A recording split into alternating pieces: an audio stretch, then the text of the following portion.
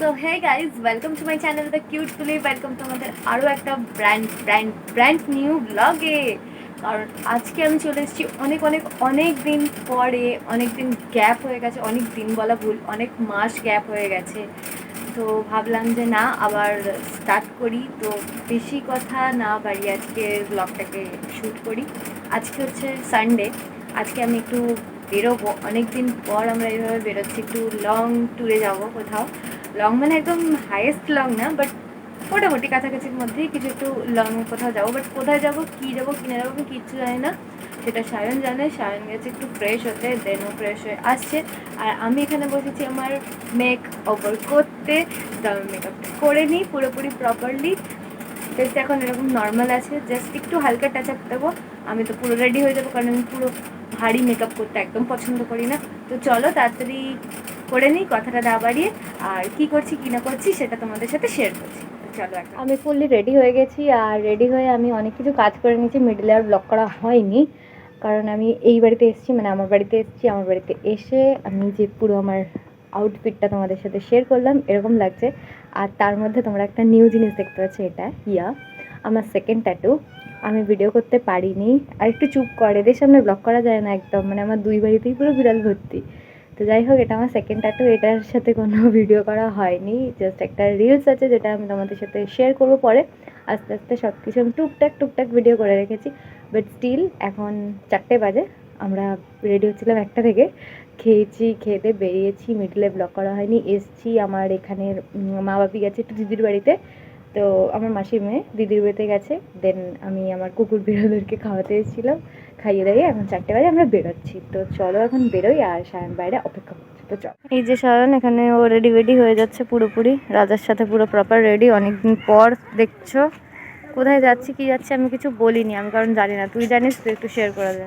না, এখন বলবো না, এটা গেলেই দেখাতে হবে। এটা শুধু হাওড়ার ওপারে যাচ্ছে, সালকিয়া বলে একটা জায়গা, তারপরে গেলেই দেখতে হবে সবাই। আচ্ছা, তো হাওড়ার ওদিকে যাচ্ছি। তো চলো এখন যাওয়া যাক। আর আমাদের সাথে যাচ্ছে হচ্ছে শানু।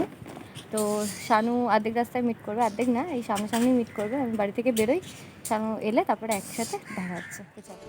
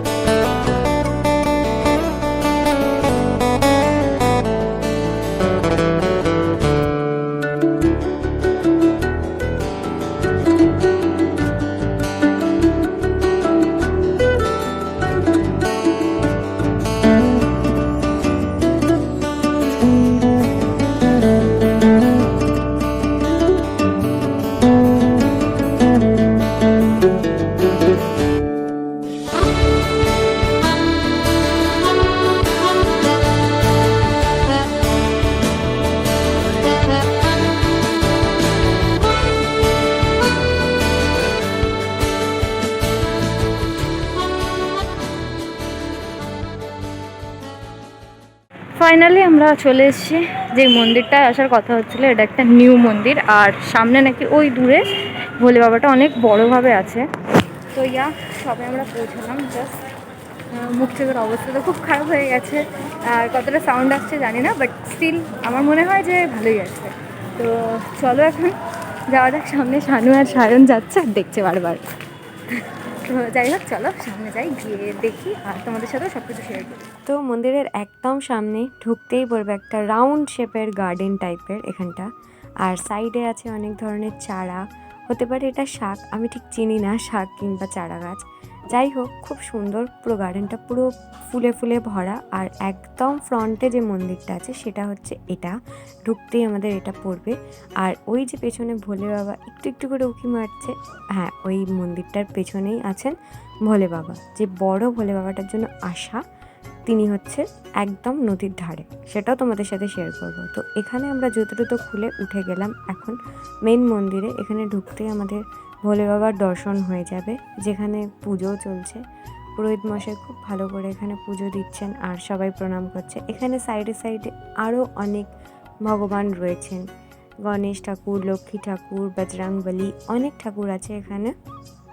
আর এটা পুরোটাই মন্দিরেই ঘেরা। একটু একটু করে টাইম নিয়ে তোমাদের ঘুরতে হবে, বাট বেশি টাইম যাবে না। প্রত্যেকটা জায়গায় প্রত্যেকটা পুজো করার জন্য পুরোহিত কিন্তু বসেই আছেন। আপনারা যদি আসতে চান তো আসতে পারেন, এখানে পুজোও দিতে পারবেন, কোনো অসুবিধা নেই। আর মন্দিরের সাইডটাই যে বাঁ দিক থেকে চলে গেছে গঙ্গা, কিন্তু এখানে গঙ্গাতে নামতে দেওয়া হয় না। এখানে ঘাটটা আছে কিন্তু এখানে লক করা, হয়তো কোনো বিশেষ দিনে এখানে খোলা হয়। আর সব থেকে ভালো লেগেছে এই মন্দিরে আমার এই জায়গাটা একটা খুব মানে আমার ভালো লেগেছে। আর এই যে গঙ্গাটা এখান থেকে বয়ে চলেছে, আর অপোজিটে একটা ভীষণ ভালো জিনিস আছে। বলো তো তোমরা দেখে কে কে চিনতে পারছো, কমেন্ট করে জানাবে যে অপোজিটে কি। আর ফাইনালি যেটার জন্য আসা, তিনি এখানেই আছেন। আর এত উঁচু, আমরা ঘাড় উঁচু করে তিনজন মিলে দেখছিলাম, বাট বিশ্বাস করো খুব ভালো লেগেছে। আর এই জায়গাটাকে বারবার দেখাচ্ছি, তার কারণ হচ্ছে এই জায়গাটা আমার খুব খুব খুব ভালো লেগেছে, খুব পছন্দ। তো আমরা ঘুরলাম ভালোভাবেই। তো চলো এখন। কেন 500 টাকা রোজে তুই ফটো তুলতে এসছিস? তোকে আমি 1 টাকাও দেবো না, ফটোগুলো তো এমনি পোস্ট হয়ে যাবে। নাটক করিস না শানু। আমাদের মন্দির ঘুরে খুব ভালো লেগেছে, অনেক দিনের আশা ছিল ওই পার দিয়ে দেখে ওই পারে চলে এসেছি। আমি এসেছি আসলে লোকেশনটা জানতে। ঠাস করে মারবো এক চর। তুই খেলতে এসেও আসতে পারিস নি এখানে। পাশে এই মাঠটা, কিন্তু আমি জানি না এখানে মন্দির ছিল। আজ দেখে নিলাম, আমি একটা কারণে এসেছি। পরে গার্লফ্রেন্ডকে নিয়ে আসবি, এটাই তোর কারণ। উপরওয়ালাকে দেখে নিয়েছি, সারপ্রাইজ দেওয়ার আগে ভিডিওটা দেখে নেবে, চাপ নেই। যাই হোক, আমরা মন্দিরটা ঘুরে নিলাম। যে ব্যাক সাইডে আমাদের মন্দির। অনেকদিনের সত্যি ইচ্ছা ছিল যেখানে আসবো ভূতনাথ থেকে অল টাইম বসে বসে দেখতাম, কিন্তু ফাইনালি আজকে আসলাম, এসে ঘুরলাম, খুব ভালো লাগলো, টাইম স্পেন্ড করলাম। কোনো টিকিট নেই, ফ্রি। বল এখানে সব আমাদের বন্ধুরাও আসতে পারে যারা পয়সা খরচা করতে চায় না। ফ্রিতে টিকিট নেই এখানে। আমি বলছি আমার গলাটাই এখন জোরে জোরে বলবি, আমার গলাটা এরকম। নরম। ও হচ্ছে অ্যাকচুয়ালি আমার Shy. বান্ধবী, নট হ্যাঁ। বন্ধু, হ্যাঁ। বান্ধবী। মাজা ভেঙে দেবো জানিস। কিরকম করিস না। ঠিক আছে, তো চলো, আমরা অনেক এনজয় করলাম। এবার এখান থেকে বেরোই, আশা করছি অন্য কোনো জায়গায় যাব, কোনো স্পট ভিজিট করব।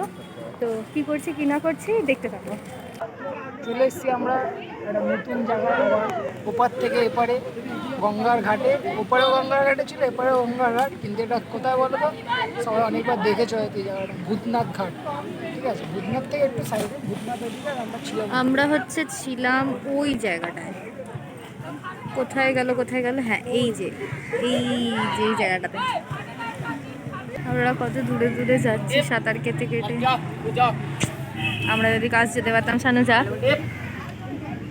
আমি এই তো কদিন আগেই টপকে এলাম। কি শুধু ভুলভাল কথা, এর কথা বাদ দাও। শায়ন এবার দেখ, বল এবার দূরে যাচ্ছে না। দেখা। এ বাবা, বাচ্চাগুলোর সামনে এটা চলে এসছে। আবার লাভ ওই আরো ওদিকে যাচ্ছে যে। উপরে উঠে গিয়ে লাভ এ বাবা,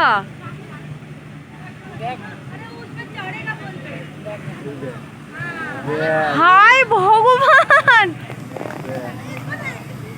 ও ভাই সাহেব, বাচ্চাটার কি সাহস! করে, তুই জানিস ও মাউন্টেন ডিউ রে।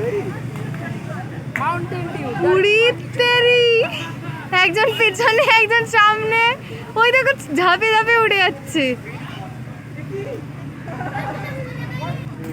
কিরকম উঠে গেল বাইতে আমরা বাইতে। শুধু এরা শুধু আড্ডা মারি কাটিয়ে দিলাম, এরকম করতে পারি না।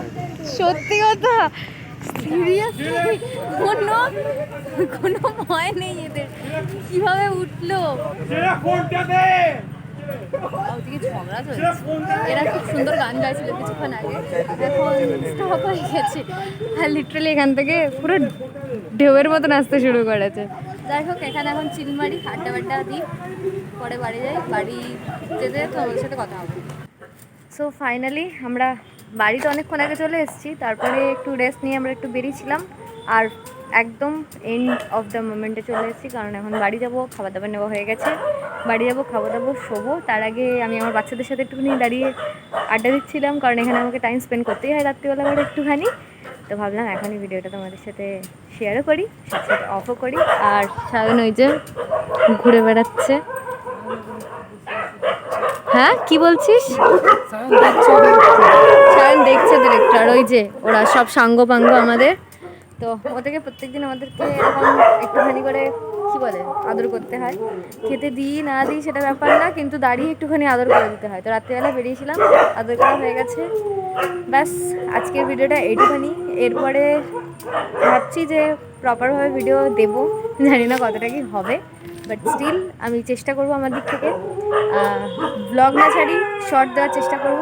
তো চলো আজকের জন্য বাই বাই, ভালো থেকো, সুস্থ থাকো, সবাইকে ভালো রেখো, বাই বাই।